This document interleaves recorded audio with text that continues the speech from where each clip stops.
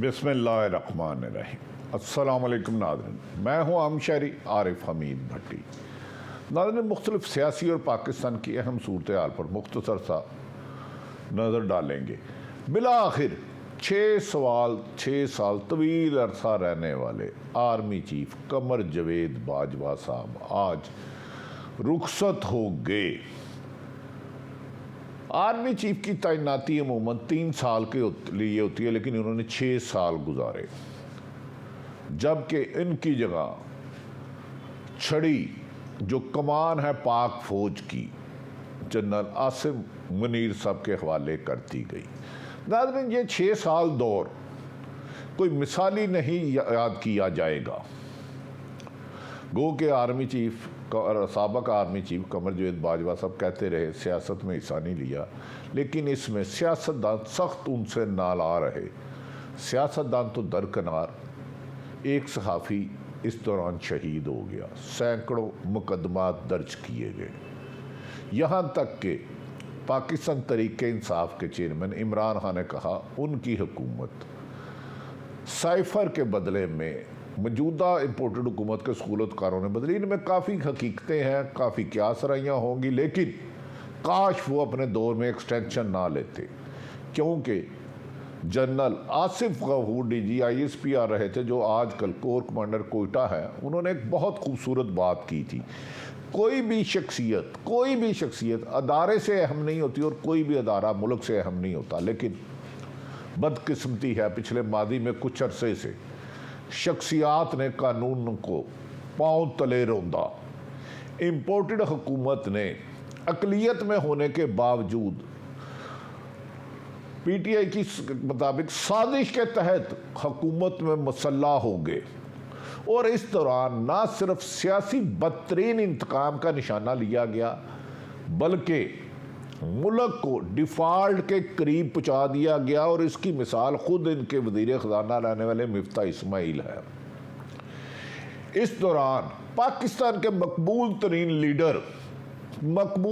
Leader Imran Khan, جن کی پاکستان نہ صرف اوورسیئر پاکستانیوں میں اتنی مقبولیت تھا کہ لوگ ان کے لیے ہر رسک لے کے اپنی جان کی قربانی دے کے ان کے جلسوں میں جاتے رہے، 75 سے زیادہ جلسہ کیے۔ اس لیڈر عمران خان پر قاتلانہ حملہ کرایا گیا وزیر آباد میں، 2-3 جگہ سے فائرنگ ہوئی، لیکن صحیح کہندے نے کہ مارن والے نالوں بچانے والا اللہ ہے۔ یہ دنیا کے جو خدا بننے کے دعوے دار تھے یہ ناکام ہوئے۔ عمران خان پر گولیوں کی بارش کی گئی، لیکن رب العزت نے ان کی زندگی رکھی ہوئی تھی، وہ بچ گئے۔ انہوں نے اس کا مقدمے کے اندراج کے لیے درخواست دی 3 شخصیات پر، آج تک مقدمہ درج نہیں ہوا۔ بالآخر عمران خان نے آئینی اور پرامن جدوجہد کا راستہ جاری رکھا، لیکن موجودہ پاکستان پیپلز پارٹی اور نون لیگ کی پشت پر کچھ سہولت کار کھڑے تھے، اور وہ قانون کو روندنے کے لیے ان کا نام بھی کوئی نہیں لے سکتا تھا۔ انہوں نے ہمیشہ قانون کو روندا، صحافیوں کو مارا پیٹا گیا، آفیر کرایا گیا، نوکریوں سے نکالا گیا، یہاں تک کہ ارشد شریف تجھے سلام اس کو شہید کرا دیا گیا۔ اس پر 16 جعلی مقدمات درج کیے گئے۔ ملک کی تنقیدگی، اس کی والدہ آج بھی آرمی چیف سے جھولیاں دعا کر کے انصاف کرنے کی مطالبہ کر رہی ہیں کہ اس میں جوڈیشل کمیشن بنایا جائے۔ پوری پاکستان کی قوم چیف جسٹس عمر عطیہ بندیال سے زاروں قطار روک کر کہہ رہی ہے خدا رسول کا واسطہ ہے شہید ارشد شریف کا جوڈیشل کمیشن بنایا جائے، یہاں تک کہ وہ ایئر وے کے پاور پلے کے پاورفل اینکر تھے۔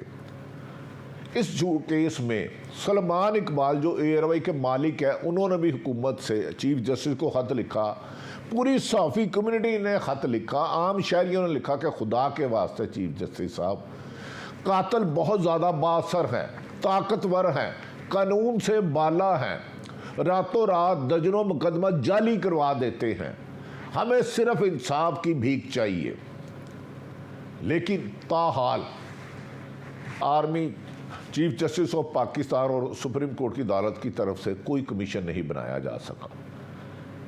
یہ ناظرین پچھلے 7 ماہ تاریخ کے سیاہ ترین دور رہے وہ صحافی جو نا مناسب حرام کے پیسے، نجائز پیسے کو سور کا گوشت کہتے ہیں، جو کسی بھی جماعت کے پے رول پہ بھی نہیں آتے، ان کی زندگی بھی عذاب بنا دی گئی، ان کو ملک چھوڑنے پر مجبور کیا گیا، ان کو ان کی نوکریوں سے بے روزگار کرنے کے لیے طاقت کا اندھا استعمال کیا گیا، اور طاقتور اتنے لوگ ہیں کہ سب جانتے ہوئے ان کا نام نہیں لیتے۔ آخر یہ ظلم و بربریت، یہ ناانصافی کا دور کب تک جاری رہے گا؟ قمر جاوید باجوہ صاحب 6 سال رہے، کم و بیشتر 4 یا 5 وزیر اعظموں نے ان کے ساتھ کام کیا، گو کہ ان کا ٹینیور صرف اور صرف 3 سال ہوتا ہے آرمی چیف کا۔ ایکسٹینشن پر کئی آرمی چیف کے جرنیلوں کا حق روکا گیا۔ قمر جاوید باجوہ صاحب کے تعیناتی کے دوران بعض لوگ اتنے اہم ہو گئے کہ پاکستان اشارے سے ان کی مرضی سے چلتا رہا۔ انہوں نے محترم نواز شریف کے ساتھ کام کیا، شاہد حقان عباسی صاحب کے ساتھ کام کیا، کیئر ٹیکر وزیر اعظم کے ساتھ کام کیا، اور تو عمران خان کے ساتھ کام کیا، پھر شہباز شریف کے ساتھ بھی کام کیا۔ آخر تک ان کے بارے میں ایکسٹینشن کی زور لگانے کی خبریں چلتی رہیں۔ بالآخر آج پاک فوج کی کمانڈ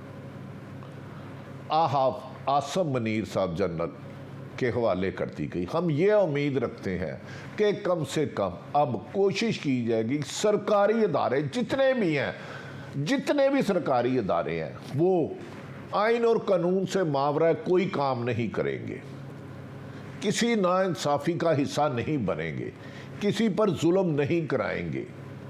یاد رکھ لیں، انسان اس دنیا میں تو طاقتور بچ جائیں گے، عمران خان پر قاتلانہ حملہ کرنے والے بچ جائیں، لوگوں کو شہید کرنے والے شاید بچ جائیں، آخرت میں عذاب الہی ان کا مقدر ہے،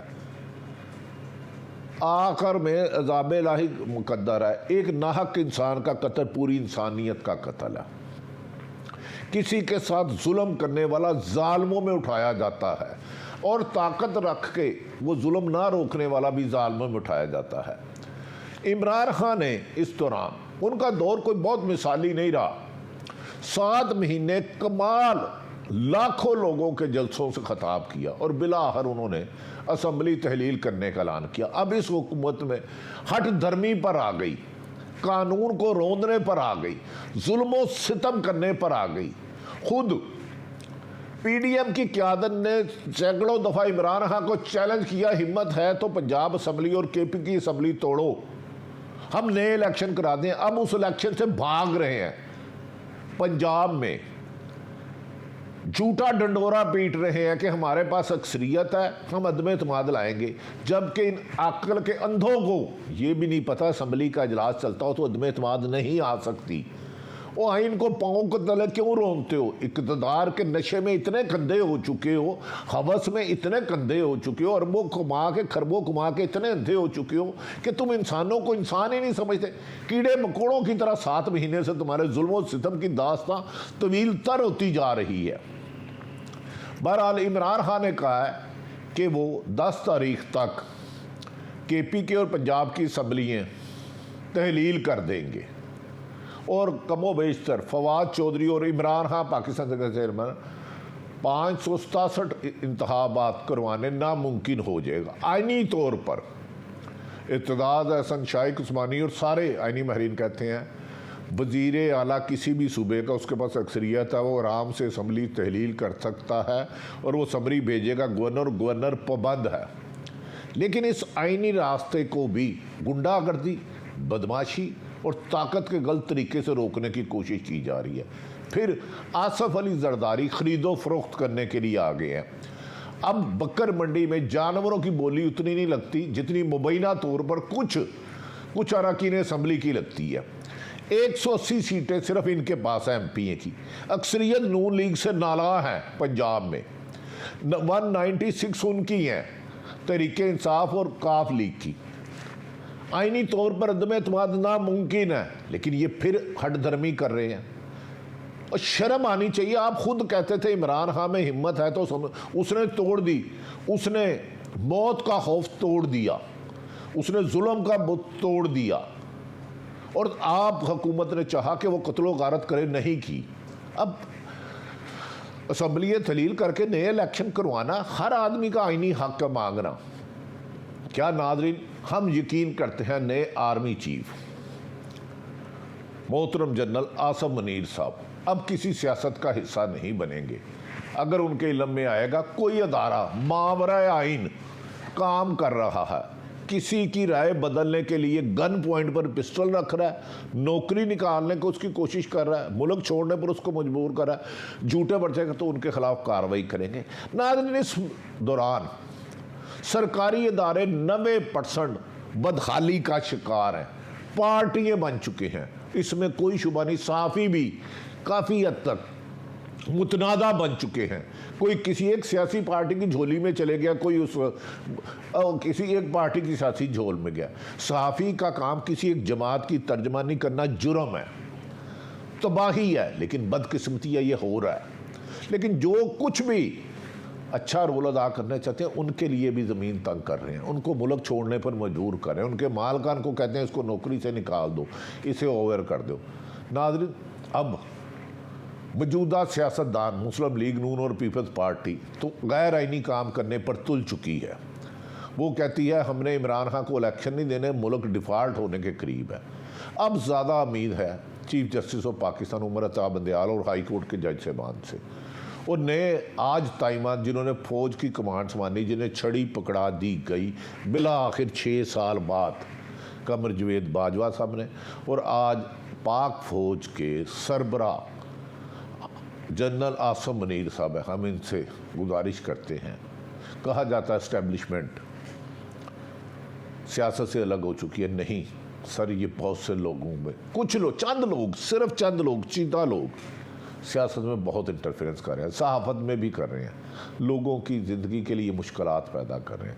اگر ہو سکے تو صرف اور صرف صاف شفاف تحقیقات کرا لیں، کسی پہ کوئی الزام نہیں لگا رہے، لیکن اگر کوئی اپنی سرکاری حیثیت سے ہٹ کے ناجائز کسی کے ساتھ ظلم، زیادتی، ناانصافی کر رہا ہے، اسے روکیں، کیونکہ فوج ملک کی ہوتا ہے، ملک فوج کا ہے۔ فوج ہم میں سے بھی جاتے ہیں نا، میری فیملی میں بھی ہوں گے، آپ کے بھی ہوں گے۔ عمران خان نے دوبارہ مارنے کی اطلاع کی جا رہی ہے۔ عمران خان کو مار کر کیا پاکستان کو نقصان پہنچانا چاہ رہے ہیں؟ اس موقع پر ادارے ان کا کردار اہم ہوگا۔ دوسری طرف کہا جا رہا ہے موجودہ امپورٹڈ حکومت پیپلز پارٹی اور نون لیگ اپنے خلاف سیاسی جماعت یعنی کہ تحریک انصاف اور چند صحافی جو ان پر تنقید کرتے ہیں ان کی کرپشن پر، ان کے خلاف گنوانی سازش، ظلم و ستم کی داستان نہیں شروع کر رہے ہیں۔ کل رات بھی اس پر اجلاس ہوا۔ اب پنجاب میں واضح اقلیت ہونے کی وجہ سے، ناکام ہونے کے باوجود بھی پنجاب حکومت اڑانے کے لیے سمری لا رہے ہیں جبکہ اجلاس چل رہا ہے۔ ناظرین، یہ غیر آئینی کام روکنے ہوں گے، اداروں کو ان کے دائرہ اختیار میں رہنا، اور سیاستدانوں کو بھی اداروں کو بلا وجہ ملوث کرنے سے گریز کرنا چاہیے۔ اسی میں پاکستان کی ترقی ہے۔ کہیں ڈیفالٹ ملک کو، ایک طرف تو آپ کی معاشی بدحالی ڈیفالٹ کر رہی ہے، دوسری طرف آپ کے غلط فیصلے ملک کو خانہ جنگی کی طرف لے جا رہے ہیں۔ عمران خان کو قوی امکان ہے کہ فروری تک الیکشن ہوں گے، اس کا حالات تو بہتر ہیں، صاف شفاف تمام سیاسی جماعتیں مل کے بیٹھ کے الیکشن کروائیں اور آنے والا سربراہ پاکستان کی ترقی کے لیے اپنا کردار ادا کرے۔ اب عملاً پنجاب حکومت اور کے پی کے حکومت تحلیل ہو چکی ہے، کاغذی کارروائی باقی ہے۔ اللہ تعالیٰ پاکستان کا حامی و ناصر ہو۔ پاکستان زندہ باد۔